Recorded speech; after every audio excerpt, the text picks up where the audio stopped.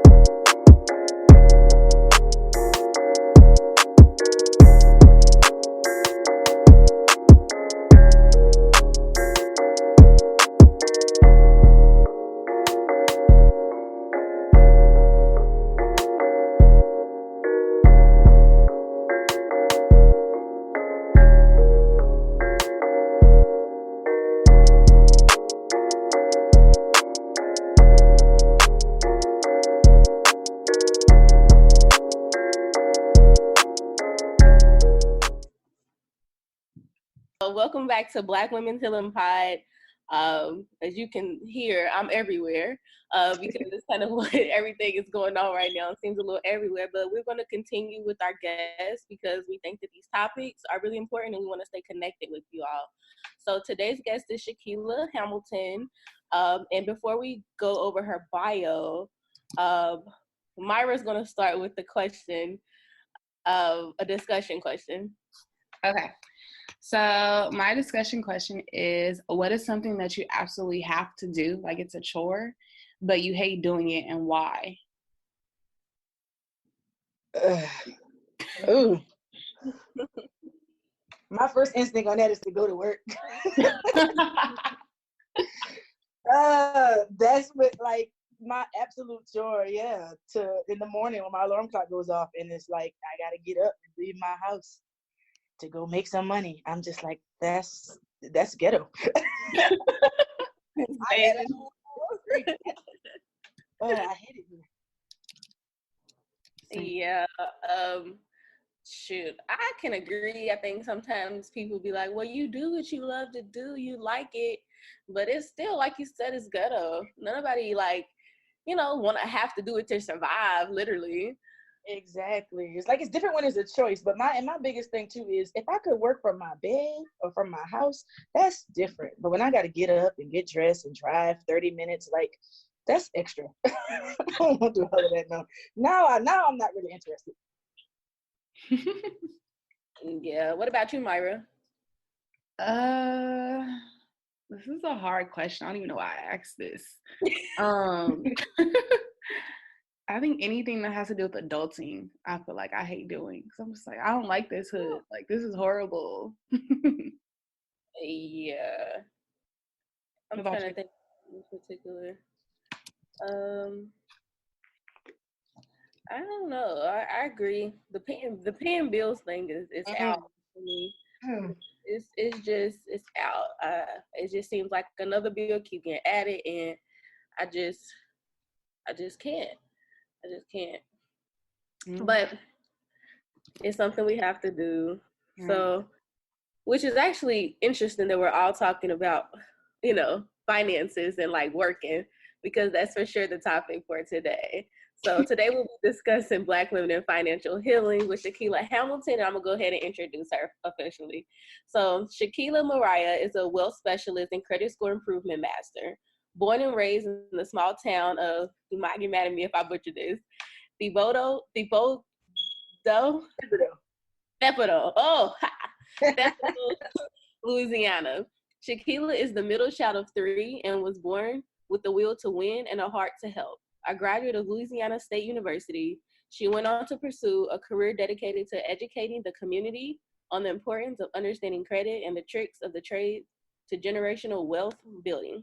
Currently residing in Atlanta, Georgia, she is the founder and CEO of the rapidly rising credit restoration company, King Carter Financials. Her mission is to motivate the masses and empower minorities with the tools and education needed to achieve excellence. She believes that the most powerful tool one could have is knowledge, and that the only thing greater is knowledge applied.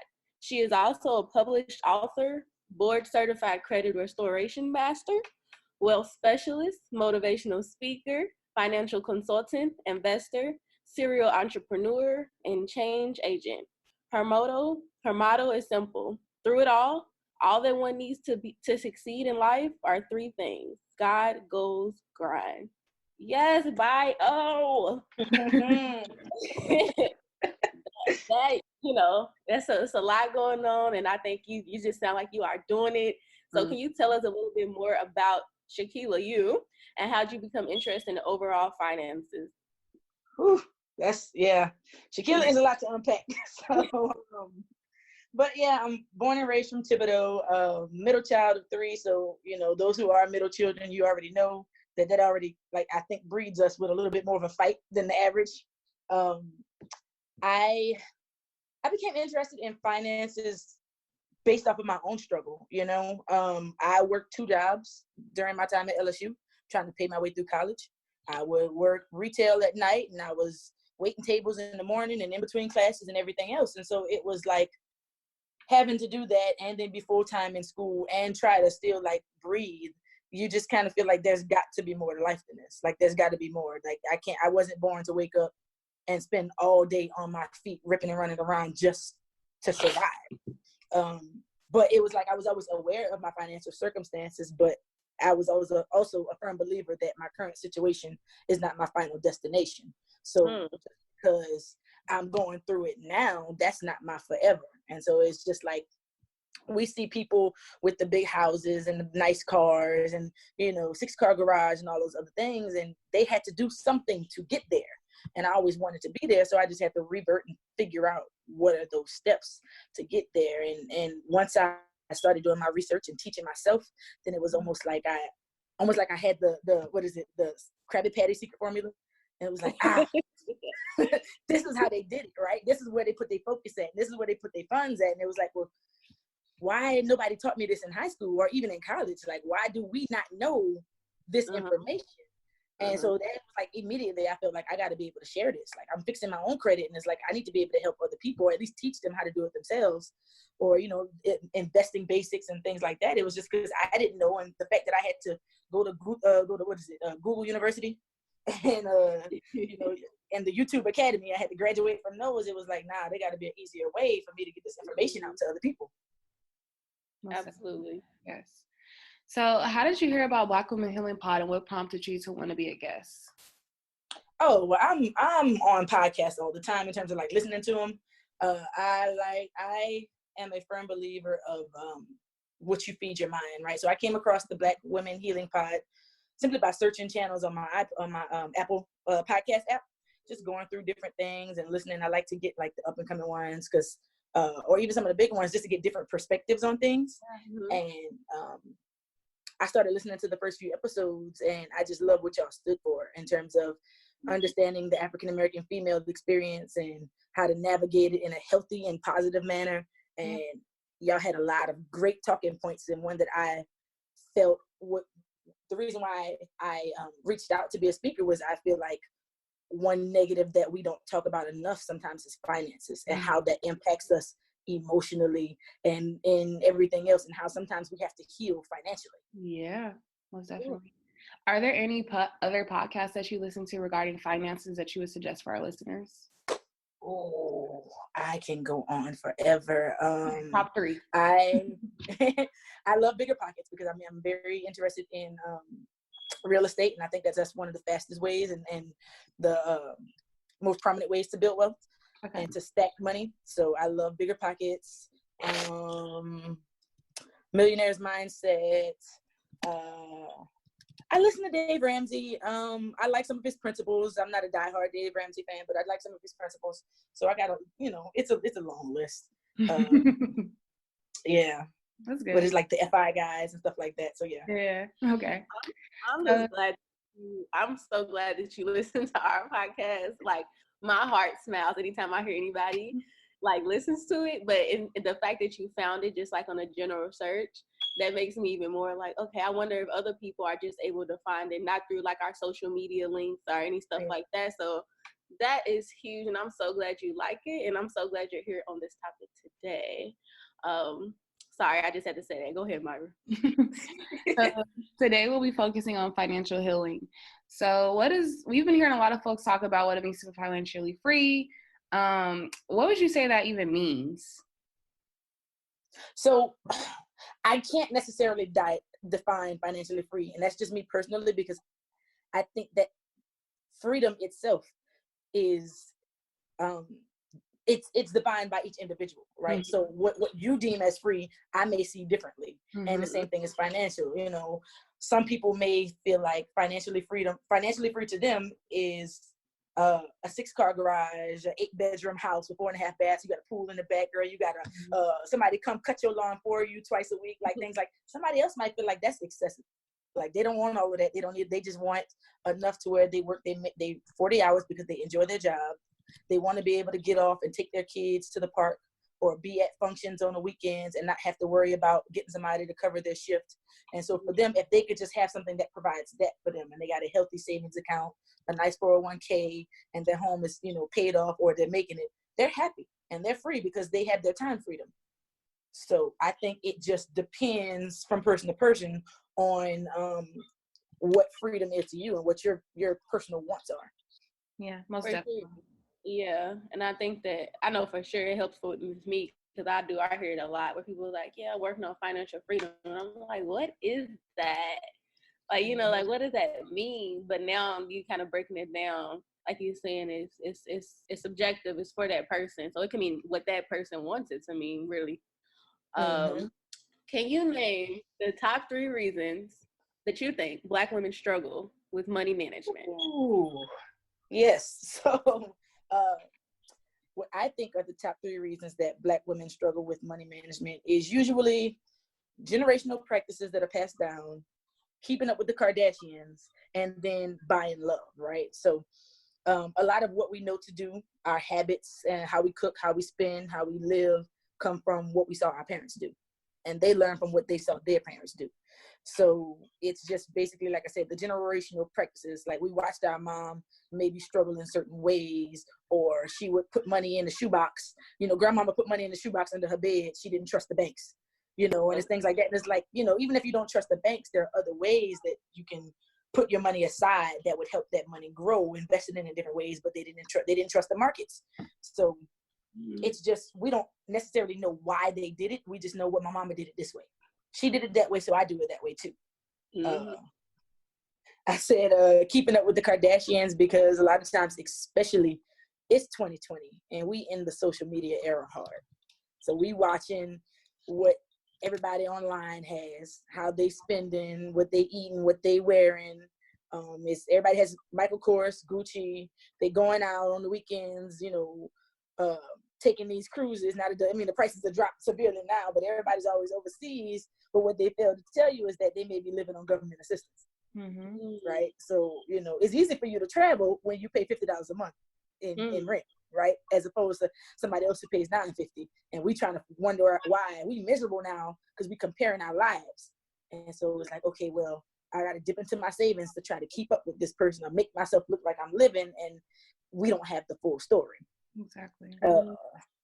And then the third one was buying love. And I had a conversation with my best friend about that. And we were talking about trading presents for presents, right?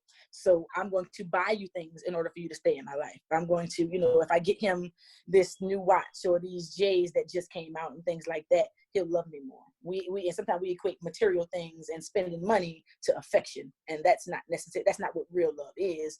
But, it's what we see, and it's what we think we have to do in order to keep a man in our life.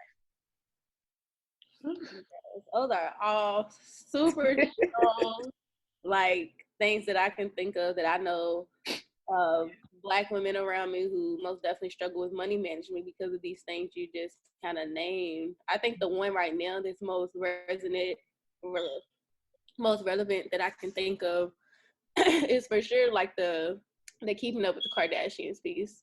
I think with the social media, like like you just see people's like stunt and like, people stunt and trend, on social media with I'm trying to think of one of the brands. Like the Gucci belts, like people were really into the Gucci belts. Like they have on nothing else Gucci, nothing else whatever. Just it'd be Walmart with Gucci, like like or like really, the song say, you're talking about Gucci flip flops, and it's like come on now, really? Do you need Gucci flip flops? Do you? But really wanting to keep up with the trends and like kind of fit in with what's going on versus not letting it affect you, which I think that's hard too. I can understand that. So yeah, that's the one I think I see for sure. What you think, Myra, about these two things? I think definitely the Gucci belts and definitely the Gucci. Now it's like the quilted Gucci bag. Like everybody has to have that bag. So like I see it everywhere. But the taking trips is also a thing too. Like I see people like going on all these trips, and then it's like when you know some of the people, it's like, come on now. That's what I'm saying. When you remove the red, the carpet, then it's like seeing, okay, yeah, you have a Gucci purse, and I'm trying to keep up with you, not knowing that you bought yours out somebody's trunk, right? So yours not even real. I'm going to spend $500-$600 or $1,000 or whatever for the one that you spent $40 for. Exactly right. I didn't even think about that part. That's a good point. Can you give us an example of how you've been able to change poor financial decisions and make better choices, and kind of tell about like the road? Because I'm sure it was hard. So tell us about that. Okay. Yes. Okay. So I got to put my flaws out there. All right. So my poor financial habit for me is my relationship with food. I live alone, so I don't really cook often. To me, I just always thought that it was like, I'm not gonna make a full pot or food or, for just myself. And so I'd fast food it. I'd go out to eat. I'd order takeout, Uber Eats, this, that, the third. And I'm swiping my card, not even thinking about it. And it seems like it's nothing until, you realize how much it actually adds up. There's this app called Personal Capital that I ended up downloading. And some people have what's called, like Mint.com has an app too. And what they do is they link it to your bank account, and they can track your spending habits. They can say, you swiped your card at this many places. They put it in a pie chart for you. I was real offended when I saw the pie chart. They put it in the pie chart for you and everything, and tell you. And they told me I had spent $260 on food, not including groceries. I had already spent $260 on food, and it was only the 5th day of the month. I was like, whoa. Exactly. Whoa. Right. So I was like, ouch, y'all ain't had to, out me like that. You ain't had to put my business in the streets, but that was my wake up call, because I'm like, it's day 5, right? Most people rent due by the 5th. That's $260 that could have went towards rent, or could have went towards mortgage, or could have went towards light bill, phone bill, whatever the case may be. And it wasn't even, they tell you non-groceries. So I'm like, I didn't even buy productive things. I didn't buy fruit and vegetables with this. I went out to eat with my friends and decided I wanted an appetizer and dessert. Or we went out to dinner and I opened up a tab and was like, yeah, I'll have a Long Island. I'm getting follow-up drinks instead of just getting a water to go with my meal and being a Coke or something. And that opened up my eyes. And it was still painful to have to make that change. But I went on to, I had to make it fun for myself. I had to make it a game. So I had to pack lunch, which I always use the excuse that I don't have time to cook, so I don't have time to pack lunch. But I had to get up earlier or spend an extra hour at night before I go to bed, make sure I put my container in the refrigerator. And then I had to make a game out of it in what I call no spend days. So I would see how many days in a row I can go without spending money. And that's on anything. It would make me have to check myself and ask myself, do I really need this? Right? Do I really need this? Because I already went 3 days without swiping my card. So am I about to mess up my streak to buy a pack of ink pens, or or some whatever, because I'm thirsty and I just can't wait till I get home and get a bottle of water. I just have to buy something to drink right now. I'm not gonna mess up that trend that I'm on. So that was my eye-opening moment. Got it. So, so the food piece was what it was, right? Yes. That was the biggest thing, the food. Yes. And would you say that, one, it was hard accepting that it was food for you, and then like, was it really hard to change? Yes, it was hard to accept that I spent that much on food, because it was like, y'all kidding, right? This can't be right.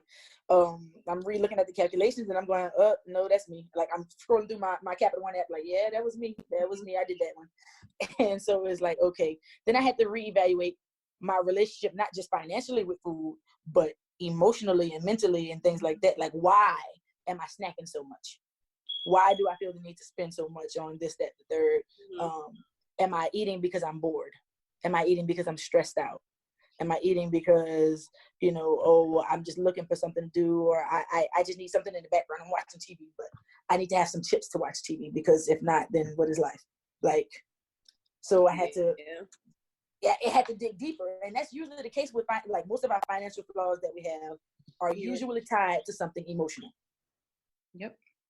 And my biggest habit for money spending was with food. Now, if I had to do a secondary one, it would be not necessarily keeping up with people, but pleasing people. I would spend money to please the people around me. Yeah.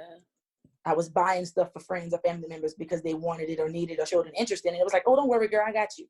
Or, family member calls, say, hey, I need. My answer is usually yes. Even if I can't, I'm gonna figure out a way to squeeze to take care of them. And it's like, well, what emotionally is deeper that I can't say no? No to them, or sometimes no to myself. For sure. All right. So one more question about, like, for you getting through your poor financial decisions. Did you have support around you, like people being like, you working on that, don't do it, or was it just you just having to do it by yourself? Let me tell you that my best friend is a gift and a curse. She will check me when I'm wrong in an instant. When I tell you. And I could be, I'm driving and I'm pulling up to McDonald's, getting ready to get me a 10-piece nugget meal or whatever. And she calls, she's like, hey, she hear the speaker box in the background. I thought you said that you wasn't spending up. And I'm like, you're right. Now I gotta pull off. I gotta mute the phone so she can't hear that I'm ordering food. So like I'm sneaking, and it's like, okay, I gotta get right. Cause she's telling me, she's on my side and she's pushing me, or she'll say, just, you don't want to cook for one person, I'll cook. Come to the house and eat with us, eat with her husband and her family and stuff like that. So looking out, like I do have people in my corner who look out, and I think that's important, because if not, then not everybody has that. And then if that's the case, you have to have a strong will and discipline and understand that you're making better decisions for you. Definitely. Absolutely. Okay, so I know we kind of got a little personal with you. Thank you for being open with us. If you could list out the main step, in your opinion, to begin the road to financial healing, what would it be? The main step to begin the road to financial healing is to realize that a lot of things are habitual. And, a lot of our spending habits that are tied, like I said, tied to emotions, are from what we were taught or what we might have even adapted to and taught ourselves. And so I would want people to understand and remember that nothing in, nothing out, nothing on. So if there's nothing in you, nothing can come out of you, and nothing can go on to other people. So if you, especially those with children and families, what is instilled inside of you, those habits that you have, financially or not, that's what is going to come out of you. That's what your family is going to see. That's what they're going to learn, and that's what's going to stick onto them. That's the impact that you're going to have on their lives. So we have to educate ourselves. We have to learn more about credit and about financial well-being and good money practices, because our parents only taught us and gave us what we knew.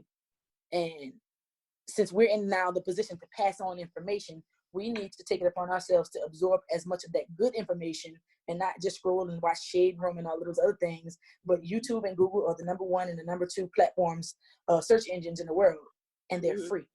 Yep. So everything that you need to know about credit, everything that you need to know about investing, you can find if you just Google search it or watch some YouTube videos. So we need to put that information inside of us so that when we have kids, we can then say, no, this is what you need to do, so that our children graduate high school with 700 credit score or go off to college with, with decent credit score so that they can be afforded more things. So I would definitely say that what you put inside of yourself is what comes out of you. What you feed yourself and feed your mind is what you feed others in turn. Yes, most definitely. That's a quotable.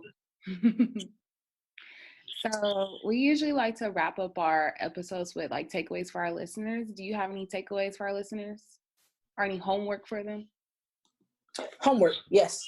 So my homework for anyone who is listening is to immediately go home, download the Personal Capital app or mint.com, whatever one you prefer, and track your spending. If you don't, if not the app, if you want to go the old-fashioned way, you can just get your bank statements and go through your bank statements and highlight everything that you spent your money on that was not a necessity, that was not a bill or groceries. And then when you hold that paper back, you see how many lines you highlighted that was clothes and shoes and snacks and things like that. Just adjust from there, right? I was reading something the other day that said the easiest way to blow $10,000 in 1 year is to spend $27.39 a day. Oof. Girl, that is nothing. I can blow through that twice over, right? So that's just simply saying, I'm going to get my nails done today. Then tomorrow you might go out to lunch with a friend. Then the next day you out getting drinks. And next thing you know, you do $365. That's $10,000. That's a down payment. That's paying off a car or a down payment on a house. Yep. Or something decent towards one of your kids' college funds. You know what I mean? And so we have to figure out what those habits are and then learn how to discipline ourselves to readjust and reset. So the homework, get the app. It's going to disrespect you when you see that pie chart. But, it's corrective criticism. So just take it, enjoy it, learn from it, and grow from it, and, and heal from it, most importantly. Yes, most definitely. Thank you so much for even like coming on. Like, this is a conversation that we need to have. I mean, it's super important. And so getting this conversation going, I hope that it even continues and people listen to this and then they carry it on with their friends and their family because it's needed. Yeah. Of course. It's more than a pleasure to be here. Yes. Anika, do you want to add anything? Yeah, I think that this topic will have to be broken down into like a few different episodes for sure, because I know I want to get into like taxes, right? Get credit scores, and I think that it's all like levels. So I think this is the perfect level to start at because it's looking at your finances right now before we can actually even get to these next episodes with the other topics. But I think this is a great start. Yeah. Yep, most definitely. So thank you so much for your time. Of course, y'all. It has been more than a pleasure. I enjoyed speaking with y'all, and I want y'all to continue helping Black women heal with all your amazing topics and the vibes and the energies that y'all put forth and the thought-provoking things that y'all encourage us to reset and achieve. So, y'all are a blessing. Continue to be that. Thank you so much. So this episode is so important, and I'm so glad that Shequila reached out to us. It was something that me and Myra, we kept talking about, and we kept like trying to figure out who we can get on here. And we do recognize that it's going to take some time to kind of dissect this topic because we want to give y'all the most helpful information on you all's financial healing and journey. But this is the perfect start, like I said. So we hope that you got some tips from Shequila, and I'm just going to kind of share some things that kind of were resonating with me. So as far as financial healing, I was so scared of not even just money, but I think for me it was the credit piece. That I didn't get any type of anything until I literally maybe like 3 years ago, I got my first credit card. And I just been building on it. I've had to really like do my own research, like Shequila was saying, YouTube, Google, also talking to, if you're on a college campus, a lot of times they have financial advisors that you can actually speak to give you tips, talking about credit and budgeting and all those things. So like take advantage of it. Right now, I am in a financial book club in Inglewood, our LA area, and it's through an organization or a group called Cash is Clean. Cash is spelled IZ. And so they're on like Facebook and Instagram. If y'all do want to follow them, I believe it's at Cash is Clean. And so I've been going for this is like the third book we're reading. And it's helped me so much, y'all. The first book that we read, it encouraged me to ask for a raise at my job. And I didn't get it at first. They told me to hold on, but I got it like literally a couple months later. Yeah. And I would have never asked if I did not read this book. So I'm going to tell y'all the book we reading right now. The book we reading right now is called I Will Teach You to Be Rich by Ramit Sethi. And I'm just starting, I ain't going to lie. But the book is like super broken down. He gives you, it's like easy to read, and he gives you like realistic points. So it's not like he's telling you can't do anything with your money or giving you these unrealistic, like, oh, put your money here. Next thing you know, you get $1 million. It's realistic. So I like this book, and I encourage our listeners to utilize, if you're not a reader, you can get the audio. But yeah, you really got to hone in on your own growth and really food for me is also, I know that's, I don't even got to look at my bank statements, even though I look at them all the time, but I don't even have to. I know that food is the number one spender for me because I do like to eat, and that is most definitely a comfort for me that I'm working on. But overall, I've still been able to, figure out what needs, if I want to eat, I create a budget for it. So that's my little rant. What you got to say, Mike? Well, I'll share something related and not related to the episode. So for me to build my credit score back up, what I do is I just created a Credit Karma account, and I follow every little suggestion that they had. And originally, my credit score, I don't care about sharing. It was like 5 something, and I just kept following like their suggestions, and then I hit up to 700. So literally, like, I was just following any little tidbit thing that they said, consistently checking whenever they send me an email, like, hey, your credit score changed. I will always check it, follow every little detail that they suggested, and then from there, my credit score, like I said, went to a 700 from 5. It was like 520, like something ridiculously low. So I suggest checking that out. I didn't do all the extra stuff that people suggest, that probably helped it grow faster, but I just literally just followed Credit Karma. But with the state of like what's going on right now, I just want to give like suggestions of things to do while you're at home or things to watch. And so it's a little interesting, but if y'all haven't seen it, I would suggest watching Love is Blind. You'll get hooked into watching it. It's like a dating experiment, and you can't see the other person that you're dating, and just the way like the show plays out, it's really good. You'll be hooked.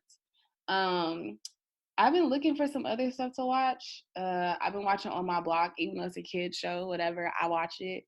Yeah, and then getting back into like reading books and stuff like that, because I know like where I am, a lot of things are shutting down. So everybody's pretty much spending time at home, and my job is transitioning into us being at home too. So I'll be looking at stuff to do outside of work. But also another tip, if you're someone who struggles to work at home, you have to run your day as if you are in the office. So if you get up at 8:30, you get dressed, you go to work, you're there at 9, you got to do the same thing at home, or else you won't be productive. But if you're somebody who you're just naturally productive at home, more power to you. So those are just like my little tidbits. Watch those shows, read that book. Shoot, take some time and YouTube some stuff like our guest just said. Like if you have that extra time, make this time yours. Shoot. You have any suggestions of things for people to do? Yeah, no, disengage is needed. Like, it's not a bad thing. If you're a person who's on social media all day, that's fine, do your thing, but maybe even taking 30 minutes away from it, or not even just social media, but like news, media outlets. Some people are really into like, watching the news or even have alerts coming to their phone. Yeah. So maybe even just take a few moments away from it, because as much as we want to act like or say things don't affect us, what you consume is affecting you consciously or unconsciously. So just be mindful of that. Yeah, definitely. All right, y'all. Thank you for tuning into this week's episode of Black Women's Healing Pod. We look forward to talking with y'all again in the following weeks. All right, bye.